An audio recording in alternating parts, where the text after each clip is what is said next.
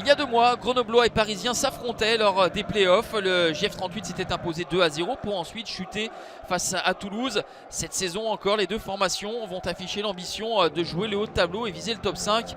Et ce projet se fera de part et d'autre avec un nouvel entraîneur, Mauricio Jacobacci, technicien italo-suisse, remplace Philippe Berger, parti à Amiens. Et du côté du PFC, il n'y a plus de René Girard, mais c'est Thierry Loret qui va officier sur le banc. Première grosse opportunité de cette rencontre, elle est pour le PFC avec la première frappe de Gaëtan Laura. Dans un second temps, la barre transversale trouvée par Gakpa. La réussite pour Brice Maubleu, qui avait été longtemps blessé la saison dernière et suppléé par Esteban Sales. Ouverture du score à la 37e minute par Gaëtan Laura, qui aurait été très remuant depuis le début de la rencontre. 8 buts la saison dernière. Il débloque son compteur pour cet exercice 2021-2022. 1-0 donc à la 37e minute pour le Paris FC. C'est une ouverture du score logique, tant les Grenoblois ont peiné à se montrer dangereux et à tenir le ballon.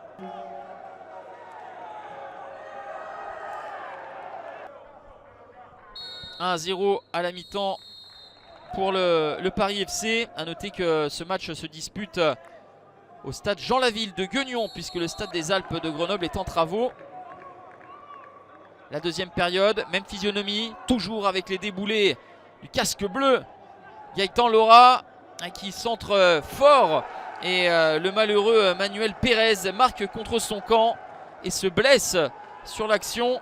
Ça fait 2-0 pour le Paris FC à la 52e minute. Manuel Pérez qui cédera sa place. Tout comme en première période, Bart Stralman, le défenseur néerlandais, s'est blessé. Ouais, des soucis pour l'ancien entraîneur de Lugano, Mauricio Jacobacci. Découverte de la Ligue 2 BKT se fait non sans heurts pour l'entraîneur de 58 ans.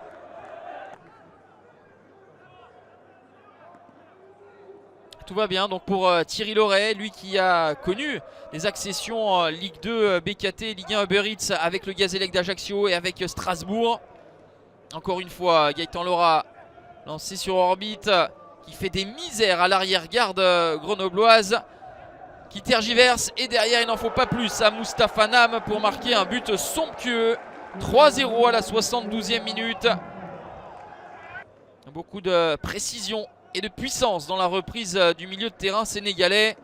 Mais assurément, l'homme du match, c'est bien lui, ce numéro 7 virevoltant, Gaëtan Laura.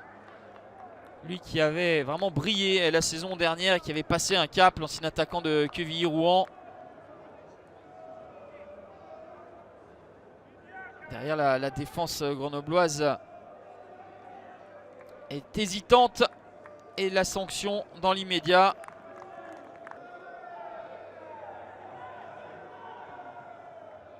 Grenoble n'arrive pas à réagir et va même encaisser un 4e but à la 91e minute. Miguel Alfarella, attaquant de 23 ans franco-portugais, arrivé à l'intersaison d'Annecy où il avait marqué 9 buts dans le championnat national.